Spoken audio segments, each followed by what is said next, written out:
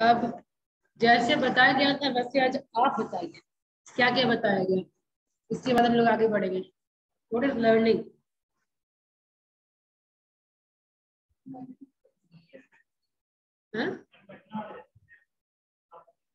बढ़िया है। और कितने लोग नहीं थे? जब भी क्वेश्चन पूछा जाता है ऐसे ही होता है, हम लोग नहीं थे। What is learning? ठीक है। और एक का पॉइंट,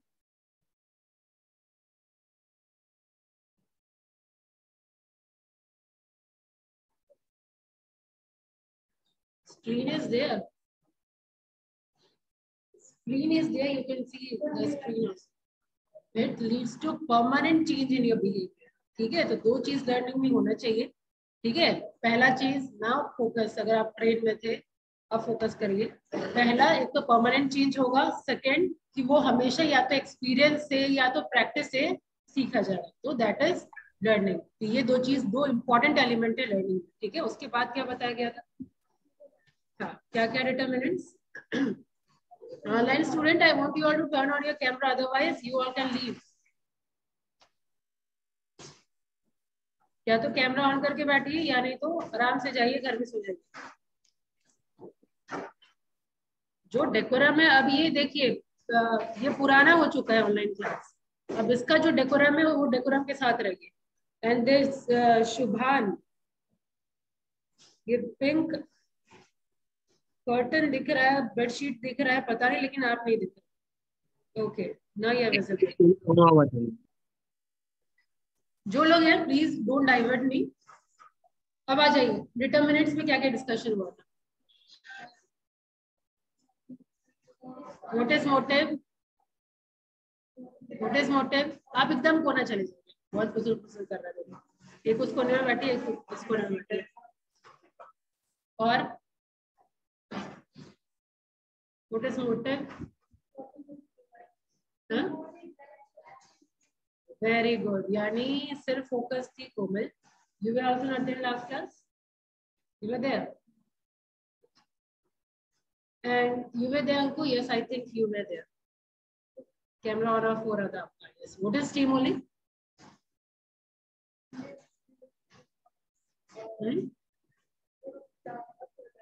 हाँ, क्या चीज?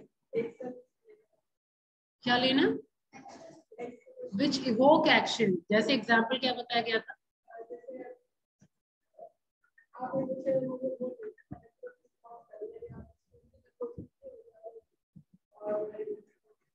वेरी गुड, यानी फोकस थे आप।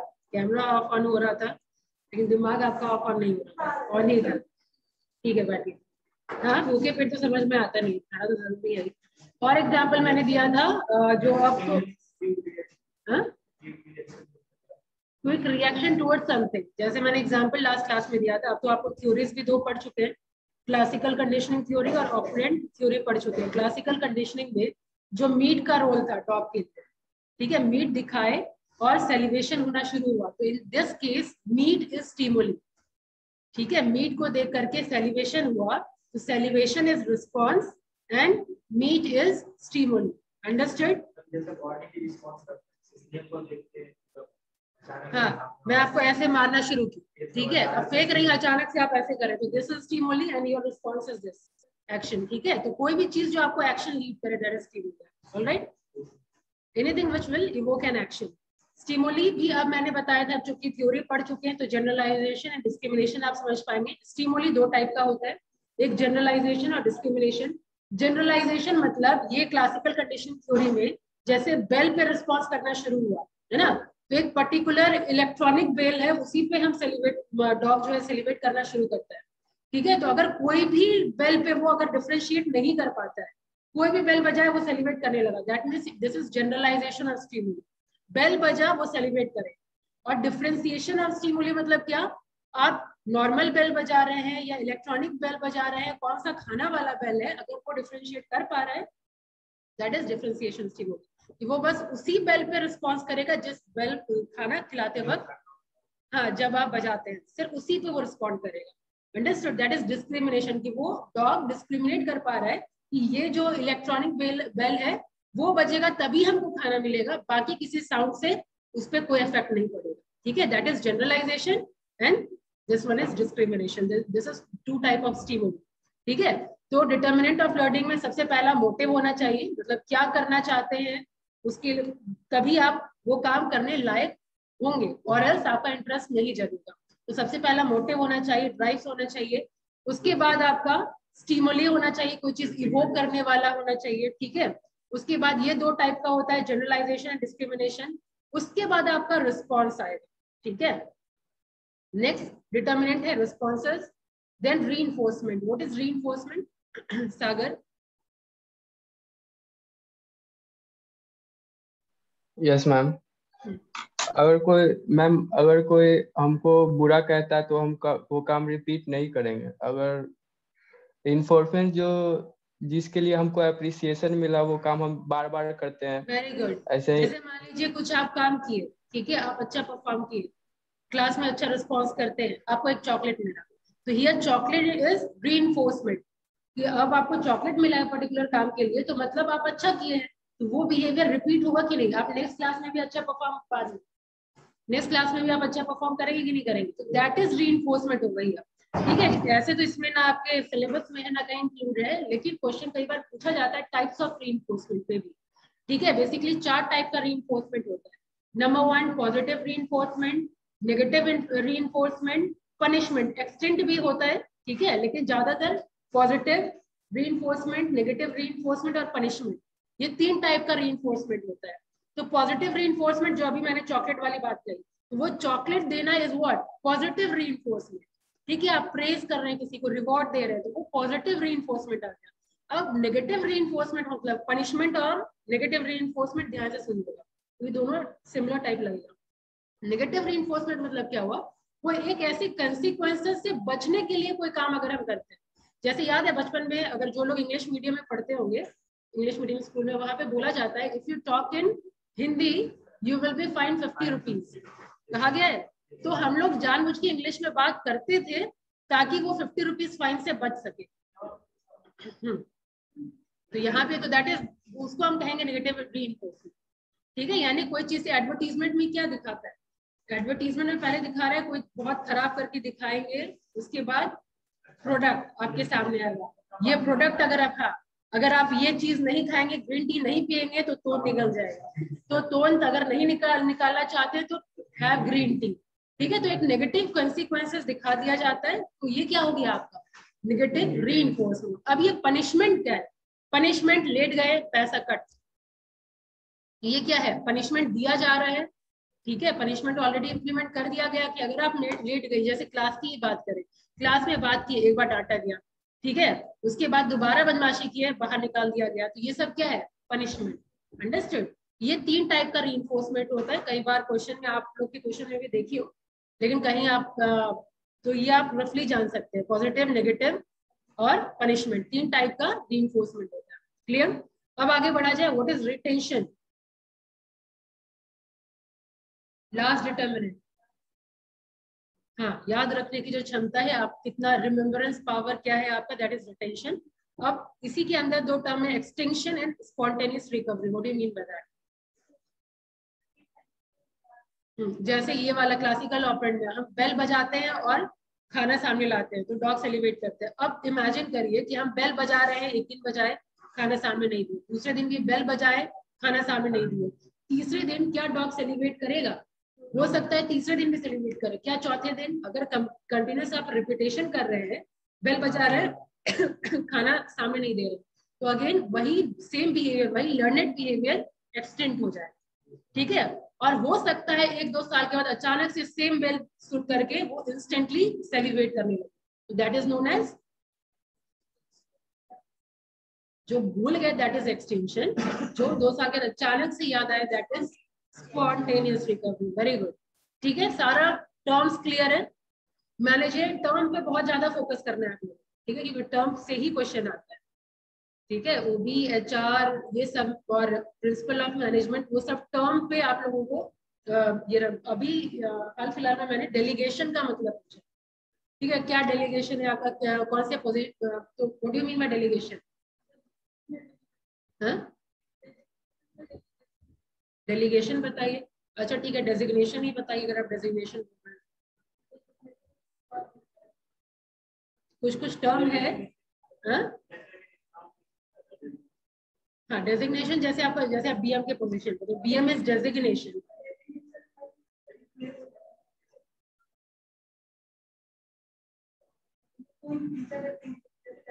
डेलीगेशन ऑफ रिस्पॉन्सिबिलिटी देना, तो ये सारा टर्म जो है ना वो इररिप्लेसेबल है मैनेजमेंट में, तो that's why we focus on term.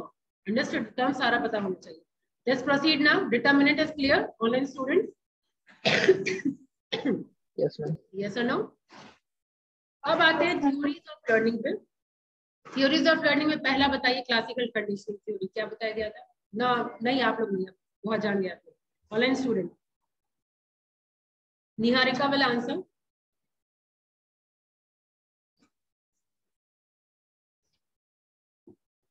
Niharika, सबसे पहले आपको बताना है propounded this theory. You need to be quick.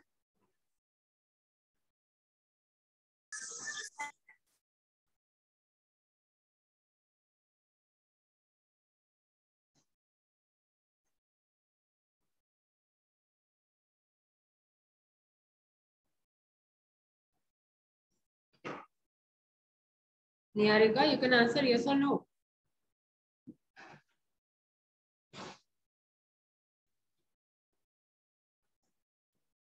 Prashant Raj.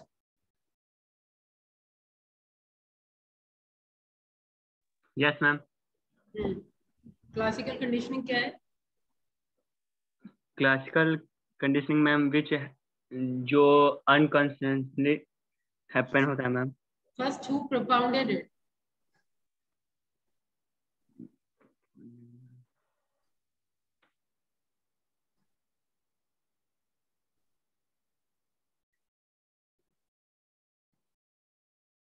Camera off रखने का फायदा। Aditya Kumar, can you answer?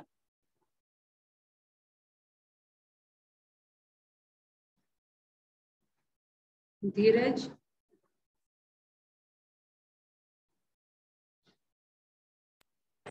No ma'am. Why?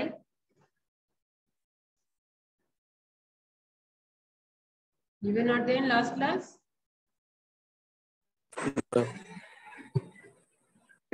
Camera on भी रखते नहीं है, आंसर देंगे नहीं। कैमरा आप ऑन रखेंगे ऑटोमेटिकली आंसर आपका आने ही लगे, क्योंकि 100% श्योरिटी है कैमरा ऑफ रखना मतलब फोकस इधर उधर जाना। Anyhow, do whatever you want to do. Who want to answer?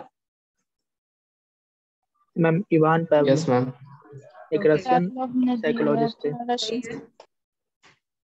क्या हुआ इस थ्योरी में? 3 इंपॉर्टेंट टर्म है, अनकंडीशनल, कंडीशन और एक neutral. What is unconditioned stimulus? Ma'am जो नेचर होता है, जैसे डॉग मीट को देखा तो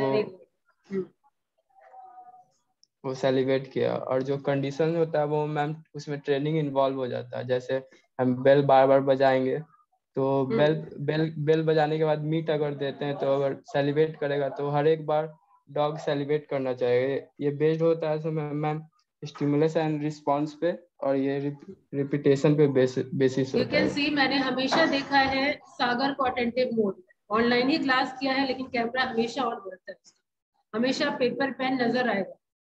गौरव, अनीशा, ये लोग आंसर दे पाते हैं, क्यों? There is reason behind it.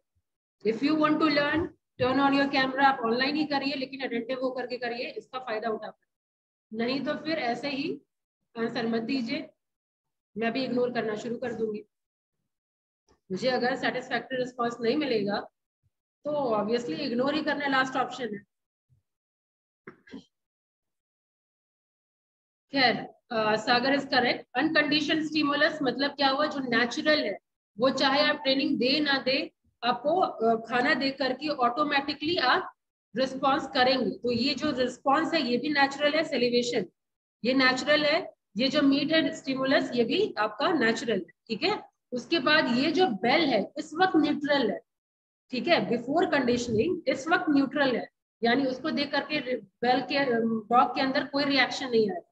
और उसके बाद जब आप साइमल्टेनियसली देंगे, मतलब बेल बजाएंगे और खाना देंगे, बेल बजाएंगे खाना देंगे, और ये रिपीटेशन अगर होगा तो यही कंडीशनड स्टिमुली हो जाएगा आपका बेल। अब क्या होगा कि अगर खाना आप थोड़ा लेट से भी जाएंगे तो बेल बजते के साथ वो सेलिब्रेट करना शुरू कर देगा। अंडरस्टूड? तो ये हो जाएगा अब आपका न्यूट्रल स्टिमुलस से अब बन जाएगा ये कंडीशनड स्टिमुलस। ऑलराइट, देखिए लास्ट में है, तो ये 3 केस है, बिफोर कंडीशनिंग, ड्यूरिंग कंडीशनिंग और आफ्टर कंडीशनिंग। ठीक है। और क्या बताया गया था, ये स्टिमुलस और रिस्पॉन्स, ये वाला एक्शन है, एस और आर वाला रिस्पॉन्स है। उसके बाद बताया गया था ऑपरेंट कंडीशनिंग, ऑर्गेनाइजेशन से कैसे अफेक्ट होता है वो भी बता दिया गया है, ये पीडीएफ बेस्ड होगी, उसमें भी मेंशन है। ठीक है। ऑपरेंट कंडीशनिंग क्या बताया गया था, first you propounded it, very good, BF Skinner. और क्या है इसमें, वहां पे रिपीटेशन पे बेस्ड था, यहाँ पे किस पे बेस्ड है, कॉन्सिक्वेंसेस से। अगर जिस एक्शन से आपको रिवॉर्ड मिलेगा तो वो एक्शन रिपीट होगा, और जिस पे आपको रिवॉर्ड नहीं मिलता है या पनिशमेंट मिलता है वो बिहेवियर डाउन हो जाएगा। ये है आपका ऑपरेंट कंडीशनिंग। इसमें भी एक एक्सपेरिमेंट किया गया था, जनरली जितने ये सारा साइकोलॉजी से उठाया गया। ठीक है। ये जितना नाम देख रहे हैं, बीएफ स्किनर, इवान पावलोव, ये सब मतलब साइकोलॉजी का है ये सब पार्ट। ठीक है। ये साइकोलॉजिस्ट थे ये लोग। तो ये लोग एक्सपेरिमेंट हमेशा एनिमल पे ही किए हैं, क्योंकि तुरंत से इंसान को लेकर के एक्सपेरिमेंट करना इज नॉट गुड, इसीलिए सबसे पहले ये लोग एनिमल पे एक्सपेरिमेंट किए। पहला वाला आप डॉग पे किए, ऑपरेंट में रैट पे किया गया था, ऑपरेंट कंडीशनिंग में चूहा पे था। एक मेज फॉर्म कर दिया गया था। मेज क्या होता है, भूल भुलैया, हाँ भूल भुलैया टाइप। उसमें 3 ग्रुप में डिवाइड किया गया था रैट को। पहले ग्रुप को कोई मतलब एक बस ट्रेनिंग किसी तरह वो अपने हिसाब से रख करके दिखाते दिखाते किसी तरह वो ट्रेनिंग दे करके फर्स्ट ग्रुप को किया, लेकिन कोई रीइंफोर्समेंट नहीं दिया गया। ठीक है। सेकंड ग्रुप को 10th डे पे रीइंफोर्समेंट दिया गया, और फिर थर्ड ग्रुप को स्टार्टिंग डे से रीइंफोर्समेंट दिया गया। तो लास्ट में ऐसे देखा गया जिसको 10th डे पे जो रीइंफोर्समेंट मिला, रीइंफोर्समेंट मतलब या तो फूड के फॉर्म में या किसी रिवॉर्ड के फॉर्म में, रैट को जो दिया गया वो ज्यादा बेहतर परफॉर्म करना शुरू। ठीक है। तो इस तरह का एक्सपेरिमेंट ये साइकोलॉजिस्ट, ऑब्वियसली लॉन्ग टर्म है ना ये सब, एक टाइम 10th डे जब मिला है तो लॉन्ग टर्म तक ये एक्सपेरिमेंट किया गया एनिमल्स पे। ठीक है। तो ये रैट पे किए हुए मैज और रैट का। अगर और डिटेल जानना चाहते हैं तो आप सर्च कर सकते हैं, बट ये आपके सिलेबस का पार्ट है, इलॉबरेट करके जानना चाहते हैं तो आप जान सकते हैं। फिलहाल आपको इतना ही जानना है कि ये कंसिक्वेंसेस पे बेस्ड है। अगर आपको किसी बिहेवियर के लिए रिवॉर्ड मिलता है तो reward is what, reward is, हाँ, तो बिहेवियर अच्छा होगा तो ये रिस्पॉन्स और एस यानी आर और एस वाला इसमें इफेक्ट होगा। पहला वाला था एस और आर, ये वाला है आर और एस। और अब थर्ड वाला जो है कॉग्निटिव लर्निंग। पहला था रिपीटेशन, क्लासिकल वाला था रिपीटेशन, सेकंड वाला था कंसिक्वेंसेस, तीसरा अब ये कॉग्निटिव लर्निंग पे आते हैं। कॉग्निटिव लर्निंग आपका बोलता है लाइकिंग डिसलाइकिंग, मतलब आपके दिमाग से रिलेटेड हर थ्योरी में देखते आ रहे हैं, एटीट्यूड में भी देखते आ रहे हैं। तो इसमें ये एक एक्सपेरिमेंट किया गया था मंकी पे। मंकी को 2 स्टिक छोटा छोटा दे दिया गया था और उनके उसके केज के सामने बनाना रख दिया गया। ठीक है। और कोई ट्रेनिंग नहीं, कुछ भी नहीं दिया गया, वो अपना दिमाग लगा करके दोनों स्टिक को जोड़ करके कुछ टाइम के बाद मतलब ट्रायल एंड एरर करते करते करते वो बनाना को अपने केज के अंदर खींच लिया। तो इसका मतलब ये कॉग्निटिव लर्निंग मतलब क्या है कि जो प्रायर आपका एक्सपीरियंस है, ठीक है, यहाँ पे देखिए cognitive theory recognises the role of an organism in receiving, memorizing, retrieving and interpreting the stimulus and reacting to it. अपना प्रायर एक्सपीरियंस और सारा कुछ ऑब्जर्वेशन वो सब देखते हुए वो अपना काम कर लेते हैं। हाँ, खुद के एक्सपीरियंस, उसको ट्रेनिंग वगैरह नहीं दिया गया, वो अपने आप कैसे काम करना है उसे वो सामान दे दिया गया और वो अपने आप खींच लिया। तो कॉग्निटिव मतलब कि पहले में रिपीटेशन हुआ, सेकंड में रिवॉर्ड दिया गया, तीसरे में छोड़ दिया गया, वो खुद भी सीख लिया। Cognitive learning is this. अब आगे आपका लास्ट थ्योरी है, दैट इज 4th वन, आपका सोशल लर्निंग। अब ये सोशल लर्निंग जैसे नाम ही बता रहे कि ये सोशल लर्निंग है। तो सोशल मतलब हम अपने सोसाइटी से सीखेंगे, आसपास जितने आदमी हैं उन लोग से सीखेंगे। तो यहाँ पे बताया गया it is learn by observing what happens to other people. ठीक है, just by being told about something as well as by direct experience, ठीक है, या तो ऑब्जर्वेशन से या तो इमिटेट करके। इमिटेट वगैरह किसका करेंगे, या तो जो आपका रोल मॉडल है, या तो पेरेंट्स, या तो कोई टीवी वगैरह। बच्चा लोग अभी टीवी सीरियल के सामने रख लीजिए तो पता नहीं कौन कौन सा रोल वो करके दिखा, ठीक है। तो अभी जैसे मेरा बेटा एक कौन सा सीरियल है, सीरियल तो मैं देखती नहीं, लेकिन घर में मम्मी पापा देखते हैं, उस पे कोई पुलिस ऑफिसर है विक्रम, तो पता नहीं वो कैच कर लिया उसको पुलिस ऑफिसर ही बनना है। तो यहाँ घर में कोई पुलिस ऑफिसर नहीं है, लेकिन वो टीवी सीरियल से कैच कर लिया हम विक्रम प्रताप है, एसपी डीएसपी कौन है आई डोंट नो, लेकिन हाँ उसी के मुंह से सुनने को मिला है। तो वो अभी से कैच कर लिया कि हाँ डीएसपी बन गई। तो ये सब एसपी है क्या होगा, तो मतलब वही रोल है ना, तो जो भी है तो वो उसका रोल मॉडल हो गया। तो वही हमारे साथ भी होता है कि किसी एक पर्टिकुलर को हम रोल मॉडल बना लेते हैं, उसके तरह ही बनना चाहते हैं। तो वही चीज यहाँ पे लिखा हुआ है, सोशल लर्निंग क्या, हम ऑब्जर्व करके इमिटेट करके उसके तरह बनना चाहते हैं। यहाँ मॉडल्स में लिखा हुआ है या तो पेरेंट को या तो टीचर्स को। जनरली हम लड़की लोग करते ही है, मतलब आप स्कूलिंग में टीचर को जरूर इमिटेट करते हैं। मैंने तो किया, आप लोग किए कि नहीं किए पता नहीं, मतलब जो हम लोग की सिस्टर लोग जैसे पढ़ाती थी वैसा ही हम लोग इमिटेट करते थे। जब मैं छोटी थी तो वो पेपर लेकर के, डस्टर लेकर के वो नकल किया करती थी। इमिटेशन होता है, गर्ल्स में होता है, बॉयज में आई डोंट नो, वो मेल टीचर का करते होंगे इमिटेट, लेकिन हम गर्ल्स को करते हैं। ठीक है, ऑब्वियसली गर्ल्स की कैटेगरी में मैं नहीं आई, लेकिन हम लोग करते हैं, तो हम जेंडर की बात कर रहे हैं। ठीक है, तो पेरेंट्स, टीचर, पीयर, सुपीरियर, ठीक है, फिल्म स्टार, इन सबका को हम लोग जनरली इमिटेट करते हैं। ठीक है, तो ये हो गया आपका सोशल। तो this view that we can learn through both observation and direct experience as called social learning theory. Fine, अब इसमें 4 प्रोसेस दिखाए गए हैं। 4 processes has been found to determine the influence that a model will have on an individual. ठीक है, 4 process है। पहला process है, मतलब किसी को हम इमिटेट करेंगे तो उसका स्टेप वाइज प्रोसेस है। First process is attention process, कि पहले तो वो ध्यान खींचेगा कोई भी चीज, जो भी मॉडल है सोशल लर्निंग का। ये 4 प्रोसेस है। ऑब्जर्वेशन का 4 प्रोसेस है ये। ठीक है, पहला है अटेंशन प्रोसेस। अटेंशन प्रोसेस में क्या है, जो मॉडल हमको अट्रैक्टिव लगते हैं, ठीक है, जो अक्सर अवेलेबल है, लाइक वो सीरियल वो डेली आता है उस टाइम, अटेंशन खींचता। अब जैसे एक दिन कोई आया और चला गया तो शायद 2-4 दिन के बाद भूल भी जाए। तो ये कंडीशन, एक तो अट्रैक्टिव लगना चाहिए, फिर रिपीटेडली अवेलेबल होना चाहिए, इंपॉर्टेंट टू अस होना चाहिए, और similar to use in our estimation, मतलब अपना इमेज, मेरे इमेज में वो अच्छा होना चाहिए। ठीक है, थोड़ा इंपॉर्टेंस हम उसको दें, और वैसे जिसको हम लाइक नहीं करते उसको इमिटेट क्यों करेंगे। So this is first step, that is attention process. Second is retention process. Retention process में a model influence will depend upon how well the individual remembers the model action after the model is no longer readily available. Like जब serial नहीं चलता है तो भी वो अपना, जब भी मेला वगैरह जाएगा, जैसे दुर्गा पूजा में पुस्तक ही खरीदा, कुछ और नहीं खरीदा, ये क्या, जब वो नहीं भी अवेलेबल है तो भी हम उसी रोल के बारे में सोच रहे हैं, उसी तरीके से बनना सोच रहे हैं। तो दिस इज रिटेंशन प्रोसेस, कि अगर वो नहीं भी सामने है उसको हम याद रखना चाह रहे हैं। Third one is motor reproduction processes. अब ये मोटर रिप्रोडक्शन मतलब क्या हुआ, एक्शन।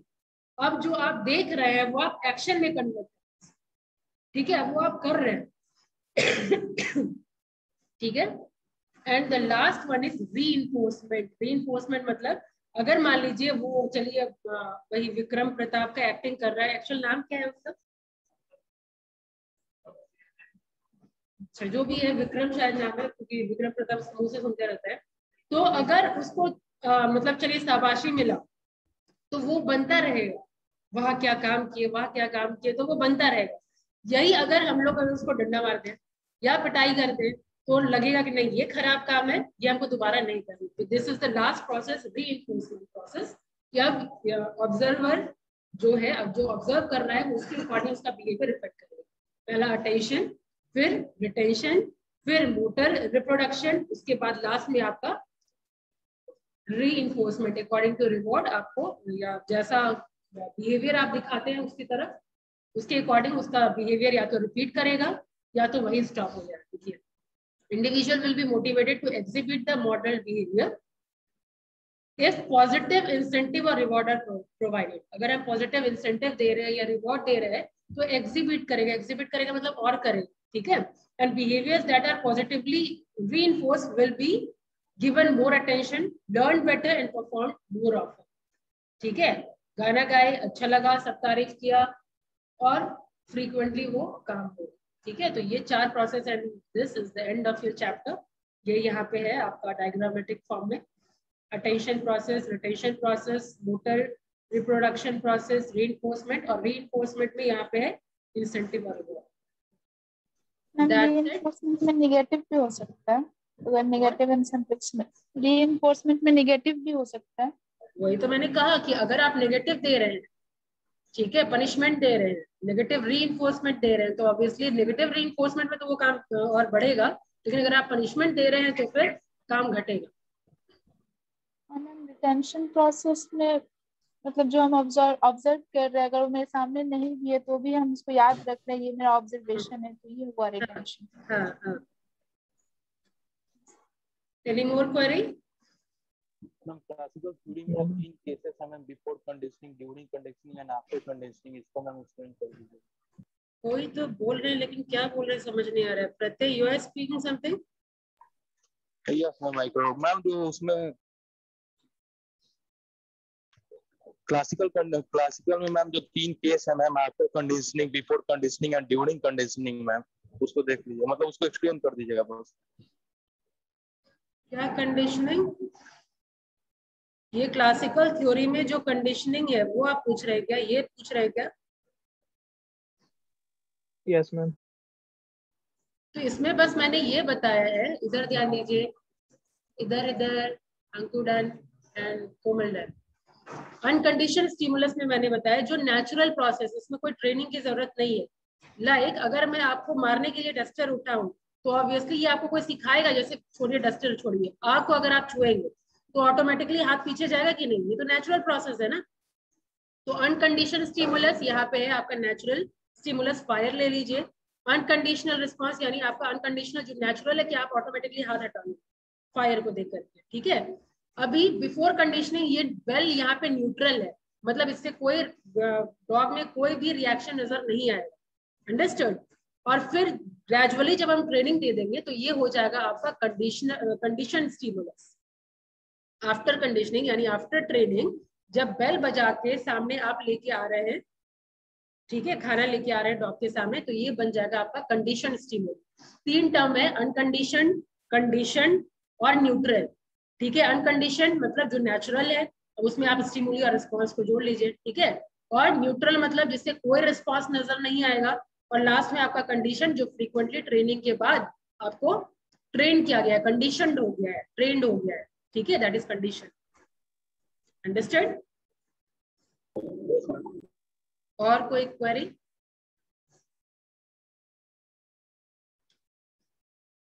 ठीक है. आप लोग का कोई क्वेरी? ओके देन, तो फिर आज मैं ये भेज देती हूँ, आप लोग गो थ्रू हो जाइएगा and then we will be starting foundation of group behaviour. ठीक है. क्या अनीशा? मैम मोटिव का एग्जांपल क्या हो जाएगा? इसका मतलब बहुत सारे एग्जांपल मैंने दिया. जैसे अनीशा आपको फ्यूचर में क्या बनना है? What is your motive? HR department में. एचआर का है तो ऑटोमेटिकली आप एचआर की क्लास में बहुत ज्यादा फोकस्ड रहेंगे. यही अगर आप फाइनेंस का आपका रहता है, फाइनेंशियल सेक्टर में जाना, तो ऑटोमेटिकली आप फाइनेंस वाले क्लास में ज्यादा फोकस्ड रहेंगे. तो this is affecting your learning और not? That is motive. Organisation aspect से भी अगर आप मान लीजिए अभी प्रेशर है, जस्ट एक जॉब चाहिए, सेल्स में करियर नहीं बनाना है लेकिन जॉब लग गया है, तो you will not take it seriously. ठीक है. सेल्स आप एचआर करना चाहते हैं, सेल्स में जॉब लग गया है, that is not your motive, automatically learning will not take place that effectively.